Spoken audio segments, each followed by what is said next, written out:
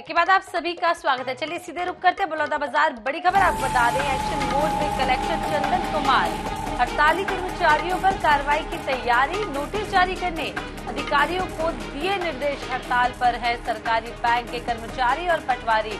TL meeting में अनुपस्थित 4 अधिकारियों को भी नोटिस जारी किया गया है। तो बड़ी खबर इस वक्त की आपको बता रहे हैं बलौदाबाजार से। इस वक्त की बड़ी खबर सामने आ रही है, जहां एक्शन मोड में अब कलेक्टर चंदन कुमार आ गए हैं और सरकारी कर्मचारियों पर कार्रवाई की तैयारी की जा रही है। हड़ताली कर्मचारियों पर कार्रवाई की तैयारी की जा रही है। नोटिस जारी करने अधिकारियों को निर्देश दिए। हड़ताल पर है सहकारी बैंक के कर्मचारी और पटवारी। टीएल मीटिंग में अनुपस्थित 4 अधिकारियों को भी नोटिस भेजा गया है। तो एक्शन मोड में चंदन कुमार आ गए हैं। बलौदाबाजार से बड़ी खबर आपको बता दें, हड़ताली कर्मचारियों पर कार्रवाई की तैयारी अब कलेक्टर कर रहे हैं और नोटिस जारी करने के लिए अधिकारियों को निर्देश भी दे दिए गए हैं। इसके साथ ही ये भी बता दें कि हड़ताल पर सरकारी बैंक के कर्मचारी और पटवारी हैं और टीएल मीटिंग में अनुपस्थित 4 अधिकारियों को भी नोटिस भेज दिया गया है।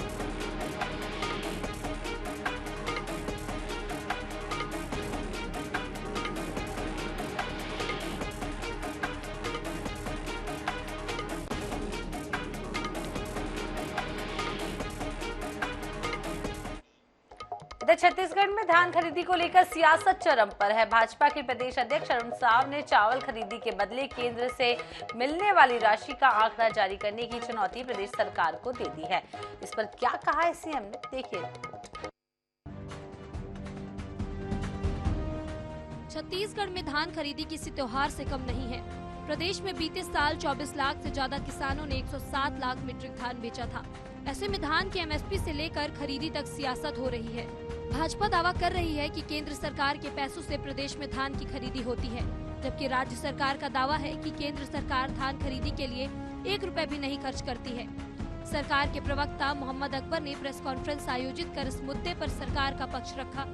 इसके बाद भाजपा ने चावल खरीदी के बदले केंद्र से मिलने वाली राशि का आंकड़ा जारी करने की चुनौती दी। ये कांग्रेस का दोहरा चरित्र मुझे तो समझ में नहीं आता है।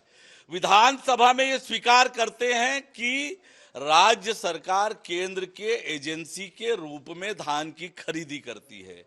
दूसरा, इन्होंने विधानसभा में स्वीकार किया कि केंद्र सरकार ने इसके लिए 51,000 करोड़ रुपए दिए और भारत सरकार राज्य सरकार से धान से बने हुए चावल की खरीदी करती है।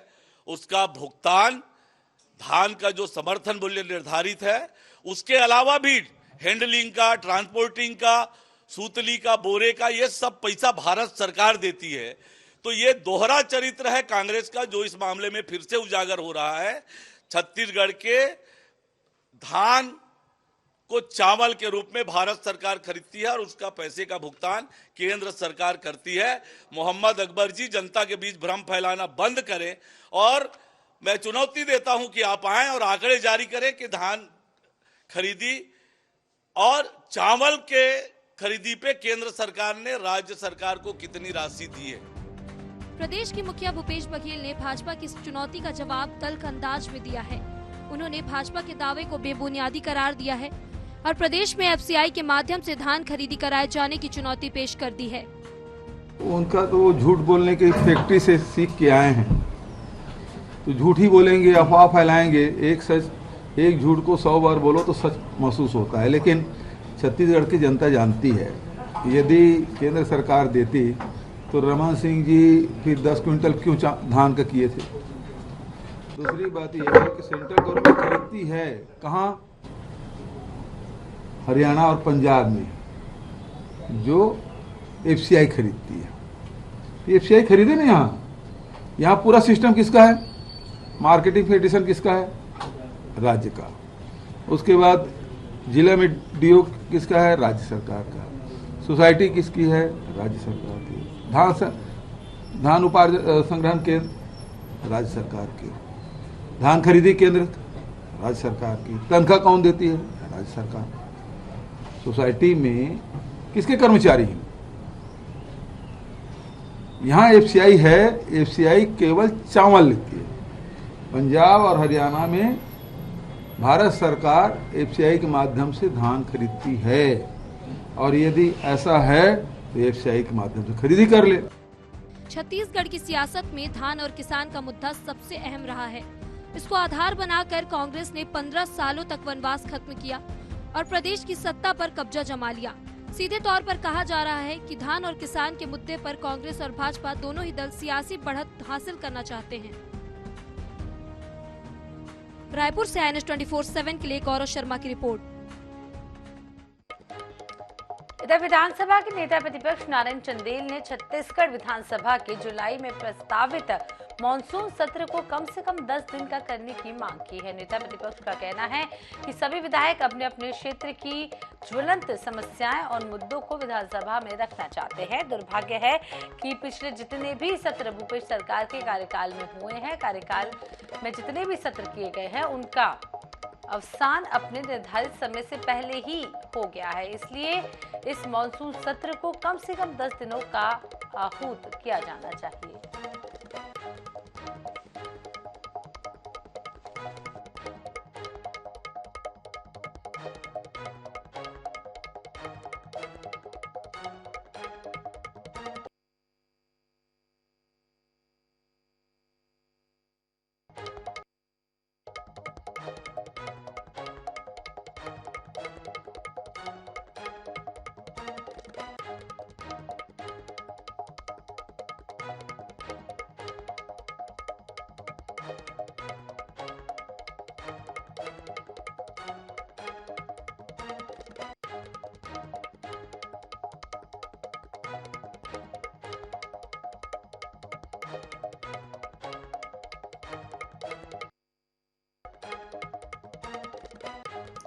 इधर छत्तीसगढ़ में इस साल के अंत में विधानसभा चुनाव होने हैं, जिसको लेकर कांग्रेस और भाजपा ने अपनी एक्सरसाइज शुरू कर दी है।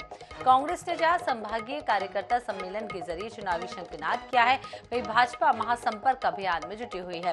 कैसी है सियासी दलों की तैयारी और कौन है किस पर भारी, देखिए खास रिपोर्ट। छत्तीसगढ़ में गर्मी चरम पर है। सियासी गलियारों में भी तपिश देखते ही बनती है। तपती गर्मी के बावजूद सियासी दल जनता से नजदीकी बनाने की कवायद में जुटे हैं।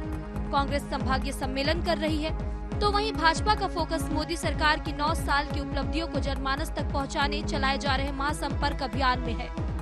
संभागीय सम्मेलनों के बाद कांग्रेस अब बूथ, जोन, सेक्टर तक पहुंचने की तैयारी कर रही है। दूसरी ओर भाजपा भी प्रबुद्ध सम्मेलन, महासंपर्क अभियान, टिफिन पर बात जैसे कार्यक्रम कर रही है। भाजपा के प्रदेश अध्यक्ष अरुण साव कहते हैं कि इन कार्यक्रमों के माध्यम से पार्टी अधिक से अधिक लोगों तक पहुंचेगी। वहीं मुख्यमंत्री भूपेश बघेल का कहना है कि हम भेंट मुलाकात से लेकर संभागीय सम्मेलनों तक कई कार्यक्रम कर चुके हैं, लगभग हर विधानसभा तक पहुंच चुके हैं। अब बूथ, जोन, सेक्टर में भी कार्यक्रम करेंगे। नरेंद्र मोदी जी के नेतृत्व वाली सरकार के 9 साल पूरा होने पर भारतीय जनता पार्टी ने 30 मई से 30 जून तक महाजनसंपर्क अभियान का कार्यक्रम तय किया है। इस दौरान अलग अलग वर्ग के लोगों से मिलने का, उनसे संवाद करने का कार्यक्रम पार्टी ने निर्धारित किया है और लगातार इन कार्यक्रमों में जो लोगों का हुजूम उमड़ रहा है और इस दौरान बड़ी संख्या में लोग भारतीय जनता पार्टी में शामिल हो रहे हैं। निश्चित रूप से इस अभियान का बड़ा प्रतिसाद भारतीय जनता पार्टी को मिल रहा है। शैलजा जी की उपस्थिति और सभी आदरणीय चरणदास महंत जी सभी जगह उपस्थित रहे, हमारे विधानसभा के अध्यक्ष और सभी मंत्रीगण अलग अलग स्थानों में सम्मिलित होते रहे और इससे निश्चित रूप से कार्यकर्ताओं में जोश और उत्साह का संचार हुआ है। और आने वाले समय में अब सेक्टर, जोन और उसके बाद फिर बूथ लेवल के जो प्रशिक्षण है उसका कार्यक्रम होगा पूरा सभी 90 विधानसभा में। लगातार दौरे करते रहे, जनता के बीच में रहे, कार्यकर्ताओं के बीच में रहे। भेंट मुलाकात कार्यक्रम में जहां आम जनता से मुलाकात हुई, वहां सामाजिक संगठन के लोगों से भी मुलाकात मैंने की। कांग्रेस और भाजपा प्रमुख राजनीतिक दल चुनावी तैयारियों में जुटे हैं। हर दिन जनता से जुड़े मुद्दों पर सियासी जंग भी देखने को मिल रही है। राजनेता अपने अपने तरीकों से अपनी अपनी पार्टी का झंडा बुलंद करने में लगे हुए हैं। ऐसे में यही उम्मीद की जा सकती है कि सियासी घमासान के बीच जनता की समस्याओं का भी समाधान होगा। रायपुर से गौरव शर्मा और स्वप्निल गौरखेड़े की रिपोर्ट। इधर छत्तीसगढ़ में मुख्यमंत्री पद को लेकर अनबन की कहानी तो पूरे प्रदेश ने सुनी है, जिसके बाद जय वीरू की जोड़ी यानी कि सीएम भूपेश बघेल और स्वास्थ्य मंत्री टीएस सिंहदेव के रिश्तों में खटास की खबरें सुर्खियां बनने लगी। लेकिन अंबिकापुर में एक बार फिर से जय वीरू की यह जोड़ी पुराने अंदाज में नजर आई, जहां संभागीय कार्यकर्ता सम्मेलन के दौरान मुख्यमंत्री भूपेश बघेल और टीएस सिंहदेव एक दूसरे की हथेली का इस्तेमाल कर थाली बजाते हुए कांग्रेस के दिखे हैं। और उसके अलावा आपको ये भी बता दें कि कांग्रेस के प्रदेश अध्यक्ष मोहन मरकाम इस जुगलबंदी की प्रशंसा करते हुए नजर आए। उन्होंने कहा है कि हमारे बीच जय वीरू की जोड़ी है, कांग्रेस को अभी भी इस जोड़ी पर विश्वास है। वहीं टीएस सिंहदेव ने साफ कर दिया है कि मुख्यमंत्री के साथ उनके संबंध पहले की तरह ही हैं और वो कांग्रेस छोड़कर कहीं नहीं जाने वाले।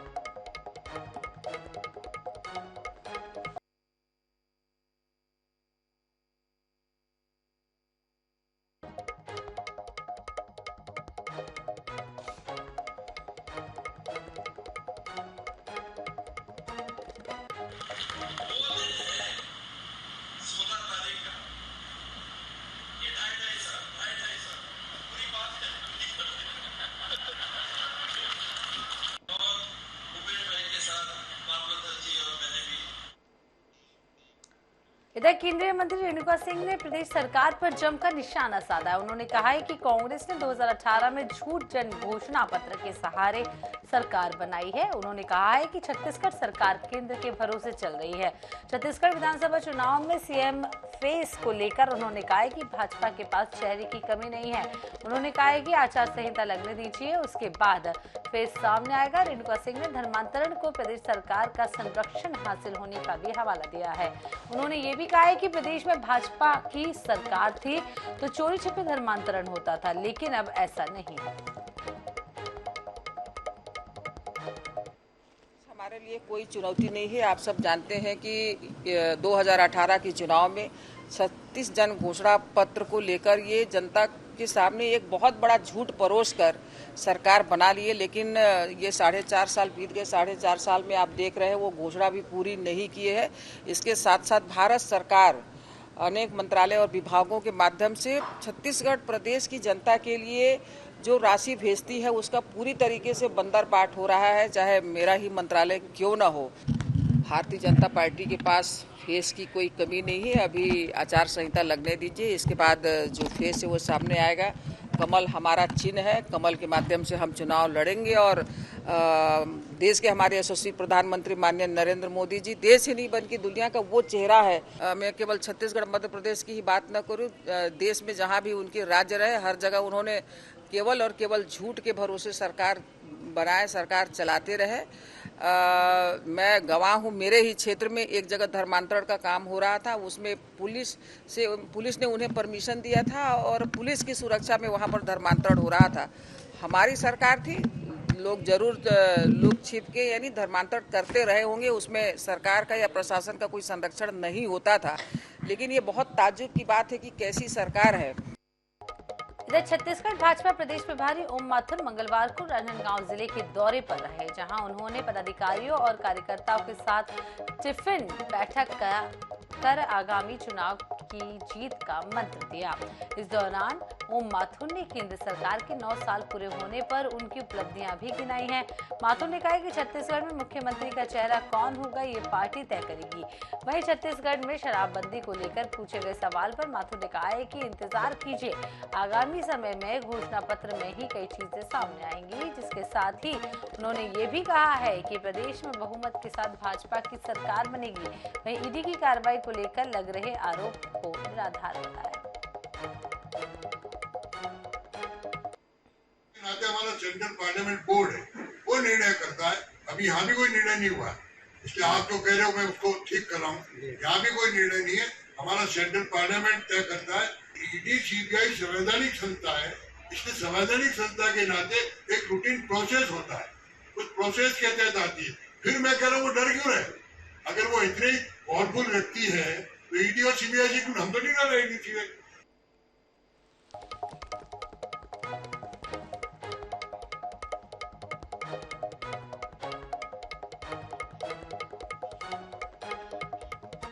चलिए रुक करते हैं बड़ी खबर का। दिल्ली में बीजेपी की बड़ी बैठक, बीजेपी शासित राज्यों के मुख्यमंत्री और डिप्टी सीएम शामिल होंगे। आगामी विधानसभा और लोकसभा चुनाव को लेकर चर्चा की जाएगी। दिल्ली में कई केंद्रीय मंत्रियों से भी मिलेंगे मुख्यमंत्री शिवराज सिंह चौहान। तो बड़ी खबर इस वक्त की आपको बता रहे हैं, दिल्ली में आगामी विधानसभा चुनाव और लोकसभा चुनाव को लेकर बड़ी बैठक आज होने जा रही है और बीजेपी की बड़ी बैठक बताई जा रही है। सभी बीजेपी शासित राज्यों के मुख्यमंत्री और डिप्टी सीएम इस बैठक में शामिल होने पहुंच रहे हैं। आगामी विधानसभा चुनाव और लोकसभा चुनाव पर चर्चा की जाएगी। दिल्ली में कई केंद्रीय मंत्रियों से मुख्यमंत्री शिवराज सिंह चौहान भी मुलाकात करेगी। तो बड़ी खबर, दिल्ली में बीजेपी की बड़ी बैठक आपको बता दें आज है और बीजेपी शासित राज्यों के मुख्यमंत्री और डिप्टी सीएम इस बैठक में शामिल होंगे। आगामी विधानसभा चुनाव और लोकसभा चुनाव पर सभी की चर्चा होगी। दिल्ली में कई केंद्रीय मंत्रियों से मुलाकात करेंगे मुख्यमंत्री शिवराज सिंह चौहान। तो आपको बता दें, साल के अंत में विधानसभा चुनाव मध्य प्रदेश में है, वहीं लोकसभा चुनाव भी 2024 में होने हैं। सभी को लेकर दिल्ली में बड़ी बैठक की जा रही है। बीजेपी शासित मुख्यमंत्री और डिप्टी सीएम बैठक में शामिल होंगे। बड़ी खबर इस वक्त की आपको बता रहे हैं, बीजेपी शासित राज्यों के मुख्यमंत्री इस बैठक में शामिल होंगे। इसके साथ साथ डिप्टी सीएम भी हिस्सा लेंगे। आगामी विधानसभा चुनाव और लोकसभा चुनाव पर चर्चा की जाएगी।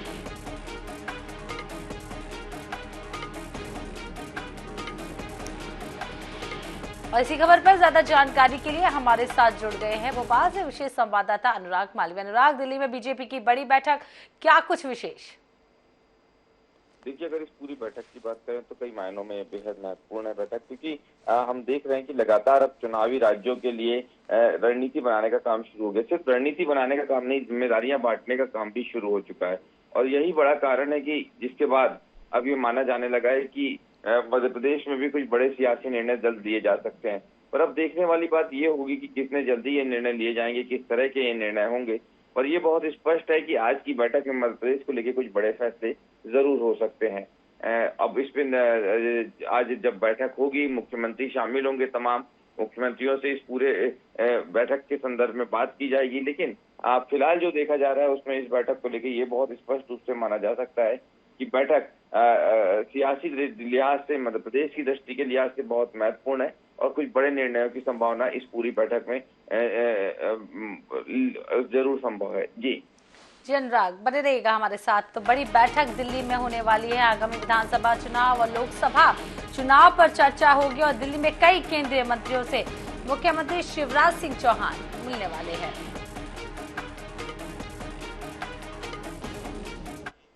चलिए भोपाल से एक और बड़ी खबर, शिवराज कैबिनेट की बैठक आज, कई अहम प्रस्तावों पर लगेगी मुहर। सहकारिता नीति 2023 का प्रस्ताव होगा पेश। स्वरोजगार को बढ़ावा देने पर होगा विचार। ई स्कूटी के प्रस्ताव पर भी होगी चर्चा। तो बड़ी बैठक आज आपको बता दें, मध्य प्रदेश भोपाल में भी होने वाली है। स्वरोजगार को बढ़ावा देने पर विचार किया जाएगा। इसके साथ ही ई स्कूटी के प्रस्ताव पर भी चर्चा होगी। तो हमारे साथ बने हुए विशेष संवाददाता अनुराग मालवीय। अनुराग, भोपाल में शिवराज कैबिनेट की बड़ी बैठक है, कई अहम प्रस्तावों पर आज मुहर लग सकती है, क्या कुछ खास? बिल्कुल, देखिए, हम लगातार कह रहे हैं कि बहुत अब पूरी की पूरी बैठकें, चाहे वो कैबिनेट बैठक हो जाए, तमाम बैठकें, उसमें कई सारी चर्चाएं होगी। लेकिन सौगातों की बैठक ये हो सकती है, खास तौर पे जैसा कि आप कह भी रहे हैं कि ई स्कूटी के प्रस्ताव पर इसमें जरूर चर्चा हो सकती है, क्योंकि ये एक ऐसा प्रस्ताव है जिसके बाद में मध्य प्रदेश सरकार की अगर हम बात करें तो एक बड़ी तैयारी मध्य प्रदेश सरकार की इसको लेकर है कि कैसे वोटर्स को जो है और ज्यादा रिझाया जा सकता है। लेकिन इस बीच में जिस तरह से कैबिनेट में की बैठक के दौरान माफ कीजिए मंत्रालय में आग लगी थी, उसको लेके भी यहाँ निश्चित रूप से चर्चा हो सकती है इस बैठक में। और ये देखने वाली बात होगी क्या इस पे चर्चा होती है या नहीं। जी अनुराग, बहुत बहुत शुक्रिया तमाम जानकारी देने के लिए।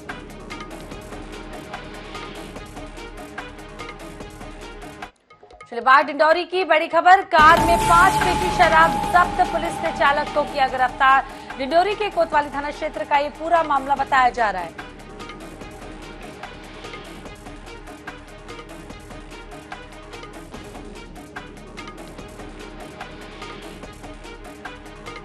बढ़ते हैं। 5 पेटी शराब जब्त की खबर निकलकर सामने आई है। डिंडोरी से पुलिस ने चालक को गिरफ्तार कर लिया है। कोतवाली थाना क्षेत्र का ये पूरा मामला आपको बता दें। बड़ी खबर डिंडोरी से इस वक्त की सामने आ रही है और कार में 5 पेटी शराब जब्त की गई है। पुलिस ने चालक को फिलहाल गिरफ्तार कर लिया है। कोतवाली थाना क्षेत्र का ये पूरा मामला बताया जा रहा है।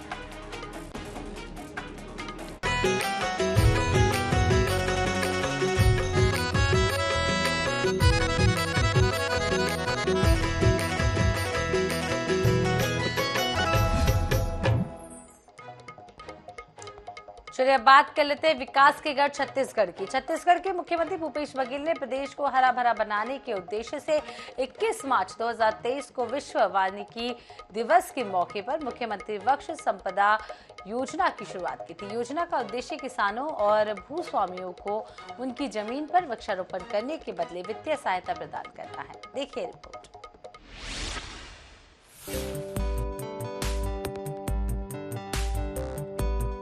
भूपेश सरकार ने मुख्यमंत्री वृक्ष संपदा योजना की मदद से 6 करोड़ पेड़ लगाने का लक्ष्य रखा है, जिसमें 500 से अधिक किसान इस योजना का लाभ ले रहे हैं। धमतरी के लाभार्थी किसान आनंद पवार ने बताया कि इस वर्ष 12 प्रकार की प्रजाति के पौधों का रोपण किया गया है। इनमें clonal eucalyptus, root shoot teak, tissue culture, चंदन, मेलिया दुबिया, सामान्य बांस, टिश्यू कल्चर बम्बू, रक्त चंदन, आंवला, खमार, शीशम सहित महानीम शामिल है। एक पेड़ के पीछे करीब 23,000 रुपए की लागत एक वर्ष में आती है। इसके बाद दूसरे और तीसरे वर्ष में इसकी लागत कम हो जाती है। 5 साल बाद ये पेड़ कटने लायक हो जाएंगे, जिसे बेचने पर तकरीबन 2 से 3 लाख रुपए की आवक होगी। ये मुख्यमंत्री वृहद संपदा योजना एक मील का पत्थर साबित होने वाला है छत्तीसगढ़ के किसानों के लिए। जो किसान अपने निजी भूमि में पहले जो भी वृक्ष थे उसको काट चुके थे क्योंकि उससे फसल खराब होती थी, तो उसके विकल्प के रूप में माननीय मुख्यमंत्री भूपेश बघेल जी ने मुख्यमंत्री वृक्ष संपदा योजना एक प्रारंभ की, जिसका सबसे बड़ा बेनिफिट ये है, इसका लाभ ये है कि ये पौधे जो निजी जमीन है उसके जो पड़ित जमीन है या किनारे की जमीन है, जो मेड़ वाला एरिया है, उसमें लगा सकते हैं। और उसमें टिश्यू कल्चर सागौन है और क्लोनल नीलगिरी का पौधा है, उसमें मिलिया डूबिया का पौधा है। तो इस तरीके से उन्नत पौधों के हाइब्रिड उसमें टिश्यू कल्चर वाले पौधों को लगाया जाता है, जिसके लिए किसान स्वयं, मैं खुद विश्रामपुर में लगाया हूँ। सरकार के निर्देश पर किसानों को इस योजना का लाभ दिलाने के लिए वन विभाग हर संभव मदद कर रहा है। वृक्षारोपण से लेकर इनकी देखरेख तक वन विभाग की निगरानी में की जा रही है। इस योजना में 5 एकड़ से कम भूमि में वृक्षारोपण करने पर 100% अनुदान है। किसान का कुछ भी खर्च नहीं होना है, रखरखाव उनके द्वारा किया जाएगा। 5 एकड़ से अधिक जमीन पे रोपण करने पर आधा अनुदान है। 50% किसान के द्वारा दिया जाएगा, 50% शासन के द्वारा दिया जाएगा। और इससे जो है धरती में हरियाली बढ़ेगी, उसके साथ ही साथ जो है किसानों के आय में भी वृद्धि होगी। भूपेश सरकार की मुख्यमंत्री वृक्ष संपदा योजना का उद्देश्य निजी भूमि पर वृक्षारोपण को बढ़ावा देना है। इससे प्रदेश में हरियाली बढ़ेगी, साथ ही किसानों व भूस्वामियों को वित्तीय मदद भी मिल पाएगी। INH news bureau.